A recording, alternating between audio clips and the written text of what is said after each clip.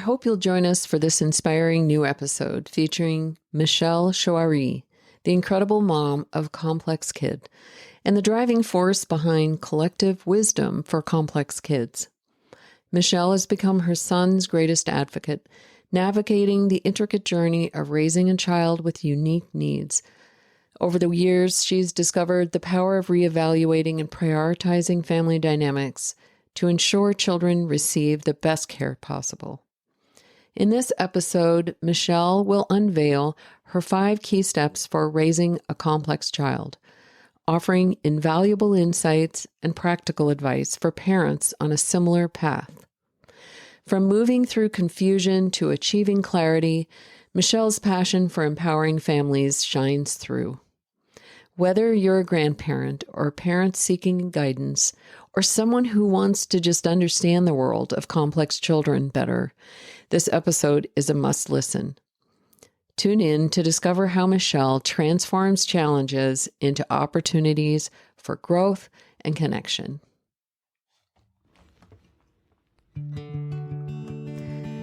Welcome to Grandparents Raising Grandchildren, Nurturing Through Adversity. In this podcast, we will delve deep into the challenges and triumphs of grandparents raising grandchildren. As we navigate the complexities of legal, financial, and emotional support, I invite you to join us on a journey of exploring thoughts, feelings, and beliefs surrounding this growing segment of our society. Drawing from real stories and expert advice, we will explore the nuances of child rearing for children who have experienced trauma and offer valuable resources to guide you through the intricate journey of kinship care. We'll discuss how we can change the course of history by rewriting our grandchildren's future, all within a supportive community that understands the unique joys and struggles. This podcast was made especially for you. Welcome to a community where your voice is heard, your experiences are valued, and your journey is honored.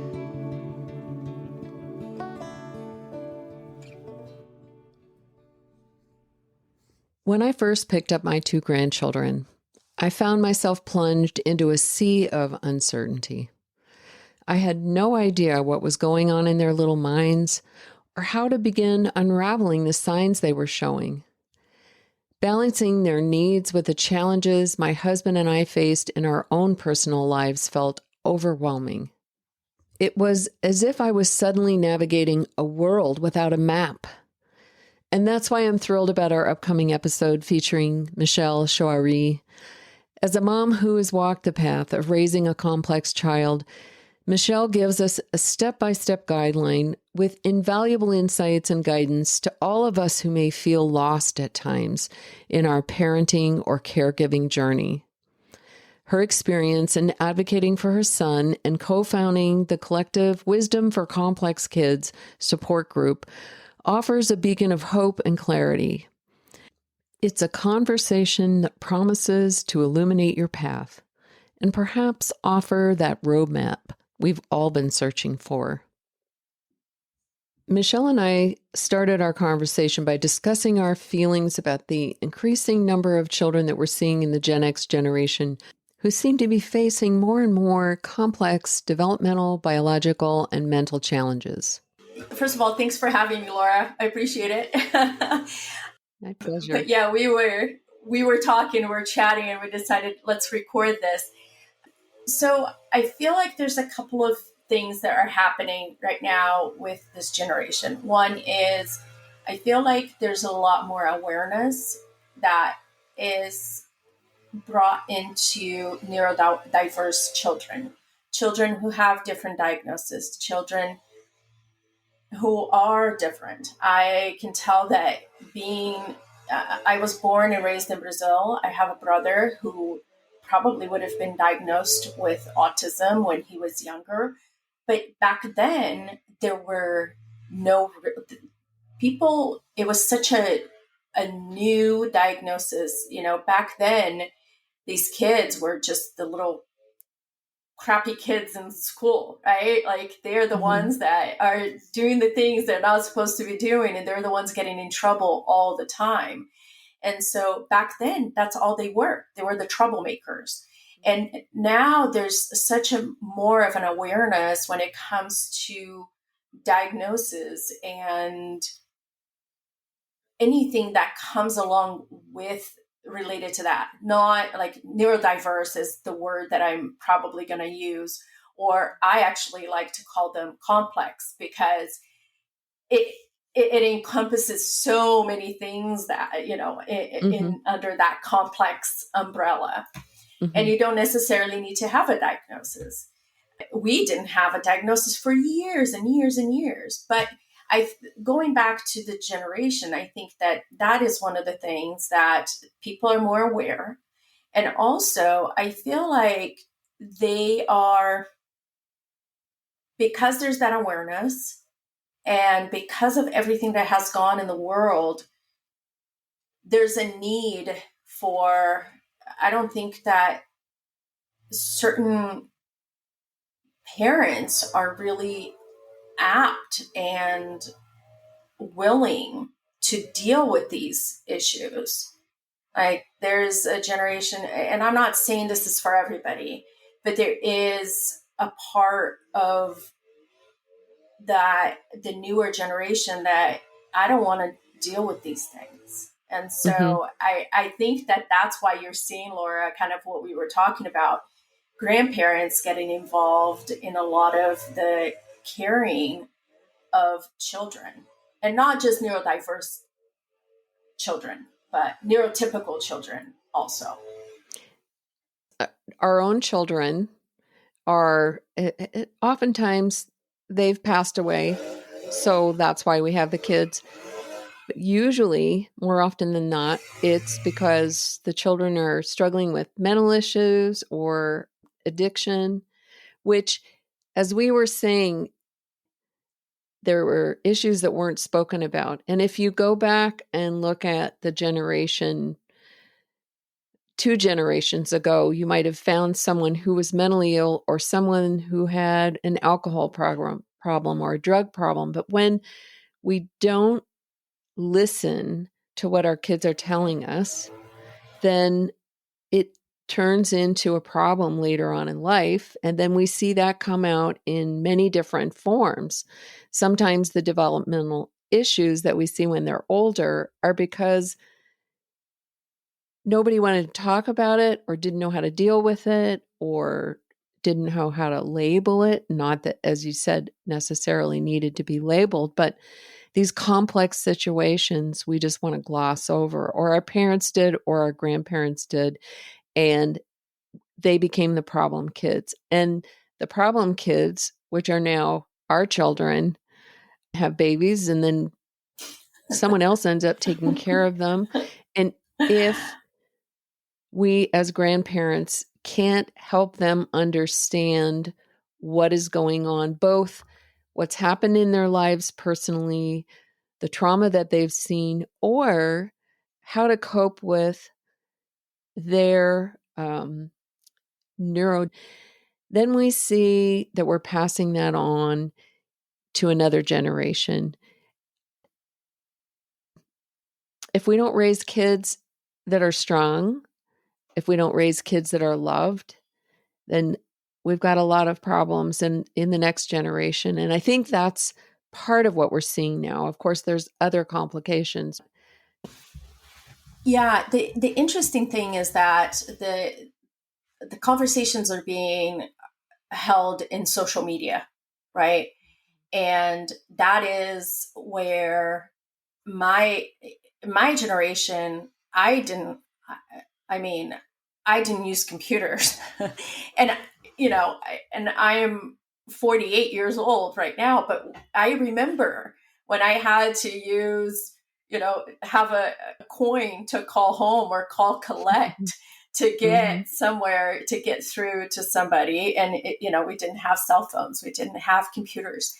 And so everything is going through social media. So the conversations, the communication that you were talking about, we are not having that kind of a communication with our kids. I Mm-hmm. just recently I have a 10-year-old and a 7-year-old, and I took away their iPads. I said, this is not okay. Like, you are not going to call me from your bed to ask me to bring you water. That is not happening. Okay. Mm-hmm. So, I mean, if we need to use technology to communicate, I need water, mommy. Like, that is a big, big, big problem. Yeah, technology, And I think, is a wonderful thing when it's used correctly. And we, as parents and grandparents, are having to learn how to manage that. It is still another tool. And if it's not used properly, then it's actually debilitating our kids from learning how to communicate. yes. And I will tell you, with my son, with my complex kid, he had a lot of outbursts, and he just has his meltdowns, and he has his moments. And for many years, we actually had he loved breaking things around the house. As soon as we took away the iPad, it stopped. Yeah. And what we realized is that he was watching on YouTube how to break a phone, how to put toys or something behind the tires of a car so it would go over and break it. And we found a computer, one of his school computers, that had disappeared, and we were cleaning up the backyard, and I found the computer completely smashed. And as Mm-hmm. soon as I took away the iPad, those behaviors stopped. And Mm-hmm. really, it goes back to what we're going through. The new generation is all attached to, and like you said, there's amazing things about technology, amazing things that my son back then probably wouldn't have been able to use a touchscreen computer to be able Mm-hmm. to learn how to read or write. But at the same time, there's the bad part that comes with it, the misinformation, the addicting things that they watch on YouTube or TikTok or whatever, you know? Mm-hmm. And those things lead to developmental issues and also behavioral issues. So, Well, when obviously when we see kids, I'm learning this myself, that when I see the kid that talks about something that's hurt on his body, or if he is breaking things, that's an expression of something else that's going on. But I do notice that when my grandkids watch certain games, which may seem harmless, like I'm thinking of Roblox as one of them. I've yes, found that when the kids watch Roblox, they get much more aggressive, yes. which I always thought that was a pretty simple game. There isn't really a lot of it's not like machine guns and stuff like that, but Mm-hmm. it's still it makes them more. We have rules now about when they can watch it. Also, I noticed that some of these family reality shows that kids watch on YouTube, which we have a restriction on their tablets for what they can watch. But still, some of them are constant action, constant action. And the kids just get really worked up and they think that they need to be entertained the whole time and everything has to be very active because they're watching this and you know, that's what they're reacting to. So yeah, I know there are issues about it. Plus, kids that are ADHD anyway, they want constant stimulation. And even the kids that don't have ADHD, Laura, my son has ADHD, my daughter doesn't. And Mm-hmm. they want to be entertained 24/7. So Well, think about how we are with our phones. If you don't really know what to do, if you're not always knowing who's trying to get a hold of you, or you can't make a phone call because you're used to being able to make a phone call at any moment when you want to. You don't have to go to a payphone and put a coin in. instant gratification. That's what that's Right, called. right. Yes. We Tell us all are tell that us way. about how you, as you became aware of this as a younger mother with your kids, what were the developmental challenges that you came across? What was the process that you went through to figure out how to cope with it better? And how did that get you started on the collective wisdom for complex kids?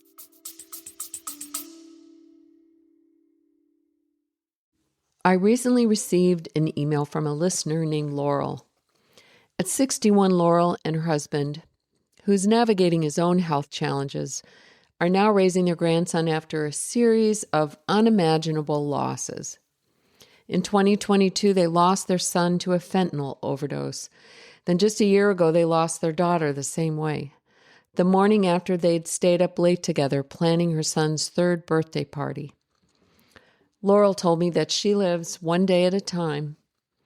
She's dealing with the financial strain of using her 401k to survive, the physical toll of caregiving, and the emotional weight of what ifs. But she also said something that I want everyone listening to hear. She said that just telling her story to people who can relate is refreshing. That's exactly why we do this. Whether you're navigating addiction in your family, raising a grandchild you didn't expect to be raising, or just trying to find your footing after a loss, we need to hear your story. There's always someone else out there who needs to hear that they aren't the only one. Your experience is a lifeline for someone else.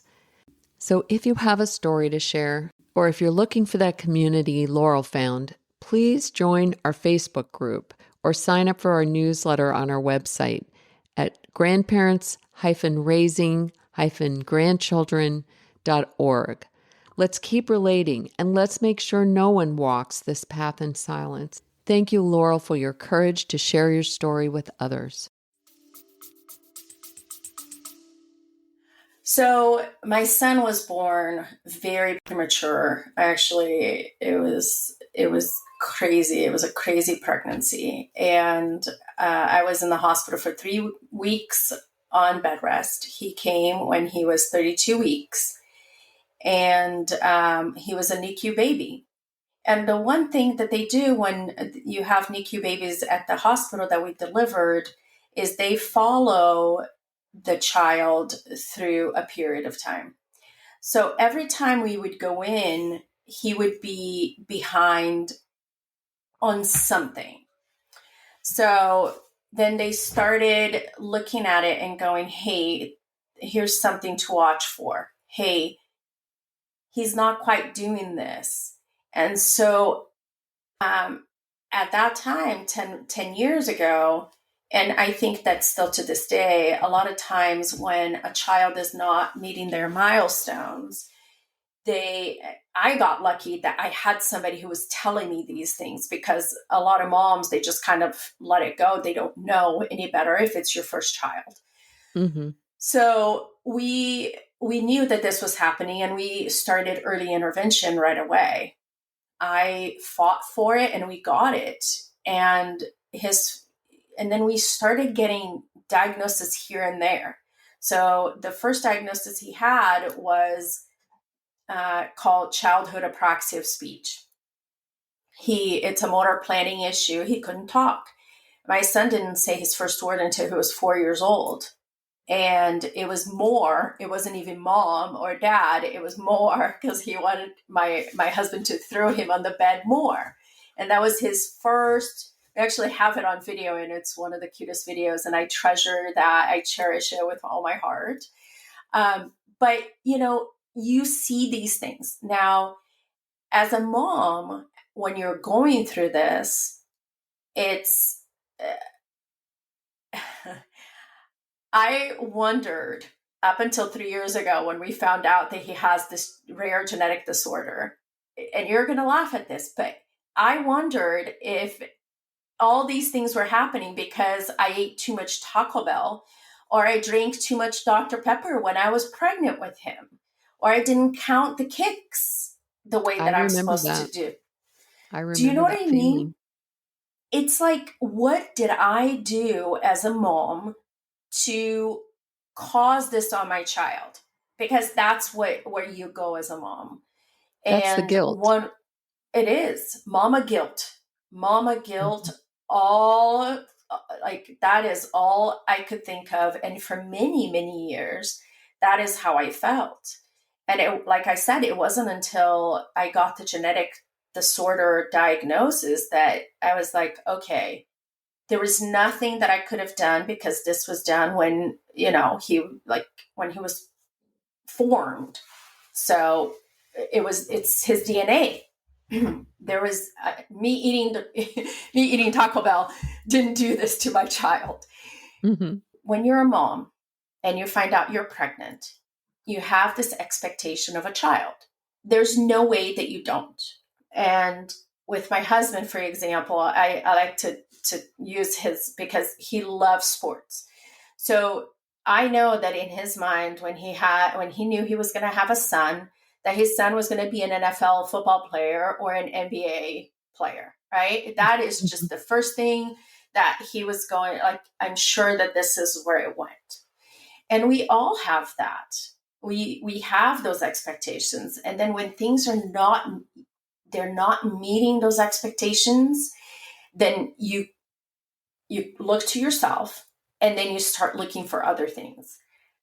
I had to get out of blaming myself and actually helping him, right? So when you start getting those, when you have that internal feeling, which I call it a mama gut instinct, there's something going on.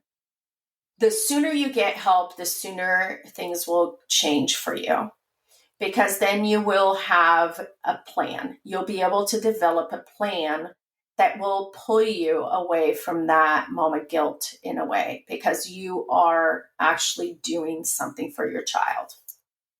So Even go ahead. now, as a grandparent, I have to work at that. I think we do as human beings and individuals, no matter what our situations are. So part of being better parents, being better grandparents is getting over the guilt about what you don't do perfectly and getting the support that you need to focus on the positive and continue to move forward in the best way that you can. Yes, We have so for many more sure. tools now than I did as a mother, even. Yes, yes. I bet. So, had we done this genetic testing a year before, I wouldn't have known, because it wasn't even, they weren't able to even test for this genetic disorder. And so And tell this us is just about one part. TBRI. I'm not very familiar with that Sure. genetic disorder.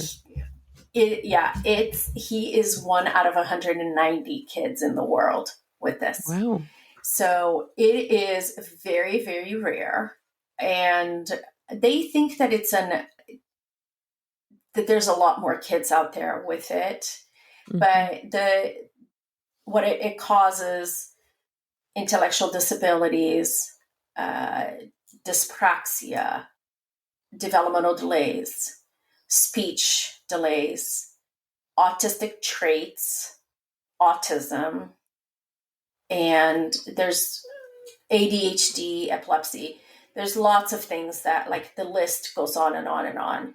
But there's not a lot of research out there, so we don't know the extent of it, and Mhm. there's no treatment, of course, for it. So we're kind of using what I call, we put a band-aid here and there. Like, so ADHD, okay, let's put a band-aid on the ADHD. Okay, he has childhood apraxia speech, which is a speech disorder, so put a band-aid on that. You kind of have to treat the specific issues because you can't treat it as a whole because there's no treatment for the whole thing. So that was an incredible thing to receive, right? It was right before Christmas, and I was like, oh my gosh, thanks. What a Christmas gift. Mm-hmm. But like you said, now I know, and you have those resources to know that this is what it is. And what you're providing to grandparents, you are a resource right now to them. Things that you didn't have before. So now that you know, what do you think is the best way to support your child? He's obviously different than the other kids that he sees growing up around him. What are the main things that you focus on to help him develop to be a successful human being, to be happy with life? Yeah. So when I sat down, for years, I've been the one that people have gone to ask about these things. Right? And I sat down and I started thinking about, what did I do? What did I do during this process to get my child to where he is right now? Mm-hmm. And that's kind of where this whole collective wisdom for complex kids came about. It was like, mm-hmm. okay, I did these things. So the first thing that I did was I had to get a team involved, a medical team, because there are so many diagnoses involved that I had to get the team together. I call it Thrive. My method is called Thrive. So that's the team getting a team together to help your child. The age is the resources, the helping systems is what I like to call them. And and this is probably one of the hardest things to navigate, because you have to navigate insurance companies, you have to navigate school districts, and you have to navigate state programs. And I think that this is probably one of the biggest need that moms and parents that have these complex kids, this is the biggest need that they have. Mm-hmm. There's not enough out there, and they don't know how to help their child. So I've learned how to navigate that. I'm still learning to this day, but that was a very important thing, because he's receiving, that's how he gets his services. That's how he gets his speech therapy at school. That's how he gets insurance through the state and those things. So that is the hardest thing to learn, but that is a very important thing. And that's how I'm helping him, is through this. The other part is relationships. You have to make sure, like, your family. I can't tell you how many times I thought I was going to get a divorce through this, right? Because, oh my gosh, how hard is it to have a child with an issue or complexities? And you have, like I was saying, you have those expectations, and those expectations don't come. And I also have a 7-year-old who doesn't understand why her brother is the way that he is. So that is another thing that you have to look at. And your social group changes, right? I mean, you end up finding there aren't many people that want to spend time around a mom who has a kid that is demanding a lot of you. And that is part of the whole thing too, is community resources. Yeah. You have to have your village. There's no way around it. Yeah. A village is what's going to get you through this. Other moms that understand what you're going through. So other parents, and we hang out with some of the parents that have neurotypical children, but it's a lot harder, especially if you're going to do family outings. It's a lot harder. Yes. So, and we saw in the beginning, a lot of people not inviting us. We Yeah. went from having all these invitations to like, okay, well, I guess not so much anymore. What do you And you find see has that worked well for you as a group for your community? for so for me, it's I have my village. I have my moms that we have a text thread, and it's like I am outside Drake's room right now holding the door because he's destroying everything inside right now. And I am I'm laughing with you. and no, it's true. Like you Mhm. got to hold on to the door, and then you have to put locks on the window because he's jumping out the window after he destroyed his whole entire room. And these are things that just happen. Like Mhm. with these near, it happens. These meltdowns happen, and you Mhm. have to have those people who you can go to and just say, please tell me it's going to be okay. Yeah. Please tell me it's going to be okay. And Yeah. so that has helped me tremendously. There are people in my life that I couldn't have done what I've done to this point without them. There's no way. And I love them, and I love my friends. And Drake loves their kids because we hang out. Yeah. And so they have that relationship. But I have to say two more things, Laura, because these are very important to me. One is, as a mother, as a parent of a complex kid, if you don't take care of yourself, you can't take care of your child. So self-care Yeah. is it is so All in the important. THRIVE list. Oh, validation. V. It's integration. Always It's the I, the integration. I'm integrate. sorry. The V is validation, which is the celebration. So you celebrate every single achievement. It Yeah. can be he took his medicine without spitting it out. Yay! You know, or I'll tell you a story because I love this story. We about 4 months ago, we decided to go hiking. And you're an outdoors person, so you'll understand this. My husband and I, we used to go hiking, we used to go camping, we did all those things, all the outdoor stuff, and we have not been able to go on a hike.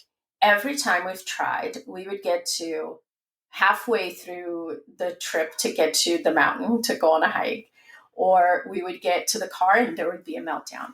And then about 4 months ago, we decided to go. And we're on the hike, and I look back and I go, oh my gosh, we are hiking. This is happening for the first time. So I pulled out my phone, of course, and I video, and I'm like, we are going on a hike. This has never happened. And my son is 10 years old. We've never done this before. Wow. So celebrated. We threw a party that night because we went on a hike. And Yeah. those are the small things that you need to celebrate, because if you don't, you won't get through I read either. last night that sadness is an important part of life because it makes the celebrations all that much better. You have to have the opposites, right? The opposites, or you won't know. I love that. Love it.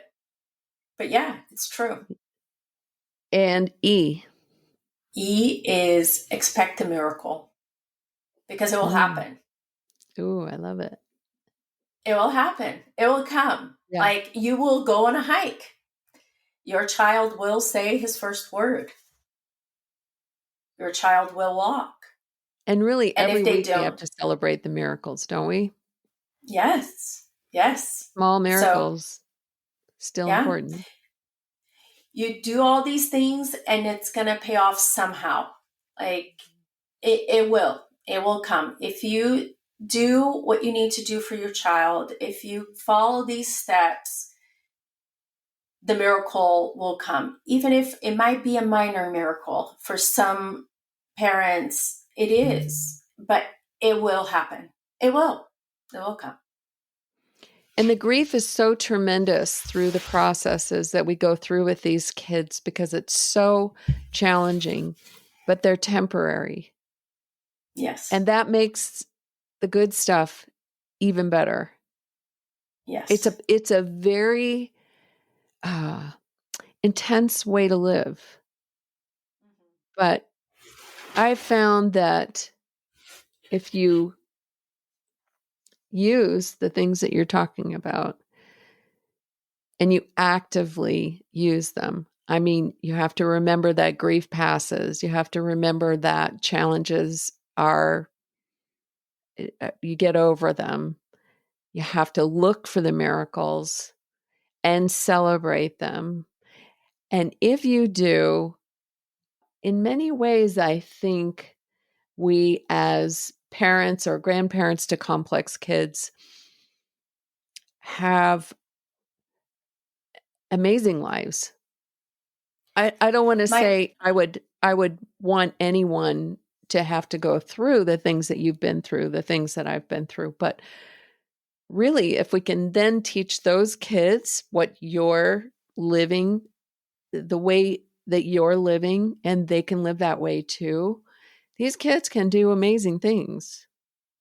They For have a sure. lot of great lessons to teach other people. Mm-hmm.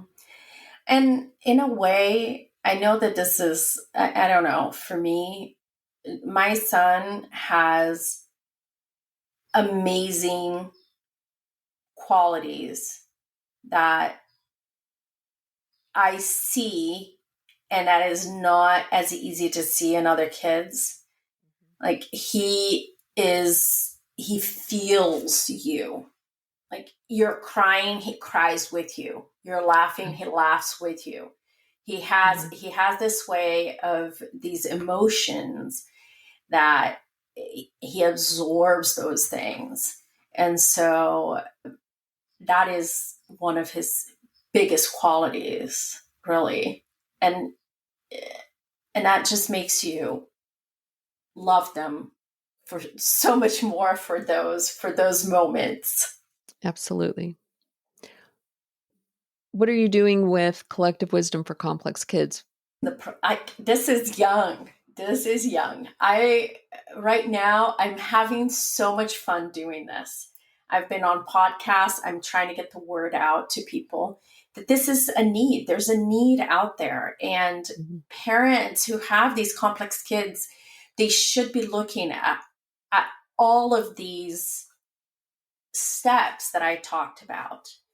It's important to your child. If you don't start early intervention, it just delays everything for your children. So I'm trying to get that word out there. I'm speaking, I am talking to parents.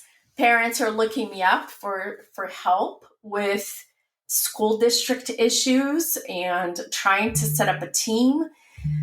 Just really getting that support, that's what I'm trying to give them. So that's what I'm doing. The future of Wisdom for Complex Kids, I think it's going to be, I want to make this even bigger. I really do. I want speech therapists to come in. I want occupational therapists to help. I want people to have that resource and that community that we need. We do have a Facebook group. It's called Thrive, and it's under Wisdom, the number 4, Complex Kids, and anybody can join. And it's a community where we talk real talk. I do some trainings. I talk over, like, we talk about self-care. We talk about celebrations. We talk about IEPs at the school district. We talk about how to find a developmental pediatrician. We talk about what kind of speech therapy is what you need for your child, depending on where you are. And I do those trainings, and I'm honestly I'm just excited to be able to help some of these parents that are going through it. Do you have a website, Michelle? Yes, everything you're going to find, it's Wisdom, number 4, Complex Kids. So that is my Facebook and my Instagram and my website, YouTube. Everything is wisdom number 4 complex kids. That's wonderful. I'm so glad to be able to refer people to you and to that website and to have a community that they can share. Do you have any advice to give to grandparents? Anything special that you'd like to say before we go? This is what I tell everybody. Celebrate those moments. That gets you through everything. If you are raising a child, if you're the grandparent, wherever you are, not just with a complex kid in general, right? Celebration, the small steps. Look at what you're doing right.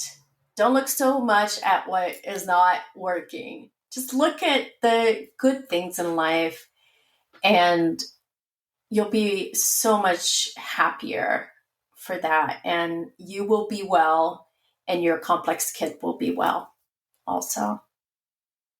That's great advice, Michelle. Thanks. Thank you. Thanks for having me, Laura. It's been fun. It's been wonderful. Just to summarize, Michelle's formula for working with complex kids is called Thrive. The T is for having a good medical team. H is for help and resources. R, solid relationships and a community to support you. I, integration of self. Be sure to have good self-care. Take care of yourself before you take care of everyone else. V is for victory. Be sure to celebrate.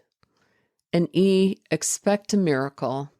You can find out more information about Michelle's Thrive groups on her Facebook site, Wisdom for the number 4 Complex Kids. Also on Instagram and her website at wisdom, again, the number 4 complexkids.com. Thanks for joining us today for another episode of Grandparents Raising Grandchildren, Nurturing Through Adversity. I encourage you to share both your challenges and your successes with us. Your story is undoubtedly one someone else needs to hear.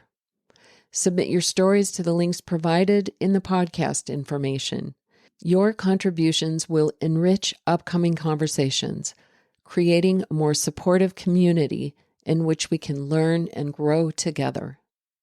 Thanks for joining us today for another episode of Grandparents Raising Grandchildren, Nurturing Through Adversity.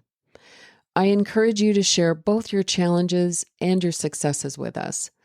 Your story is undoubtedly one someone else needs to hear. Submit your stories to the links provided in the podcast information.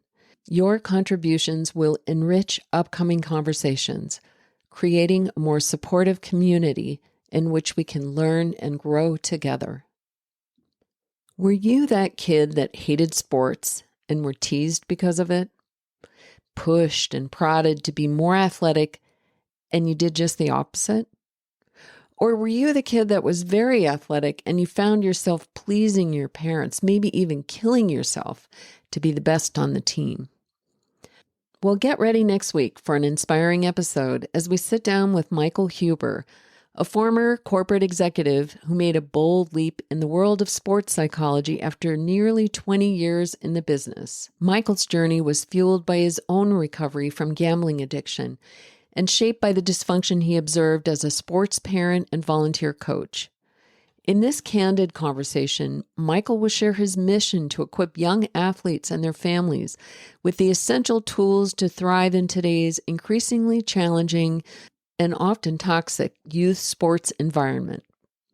His insights promise to shed light on the pressures young athletes face and how we can foster a healthier, more supportive atmosphere for them to flourish.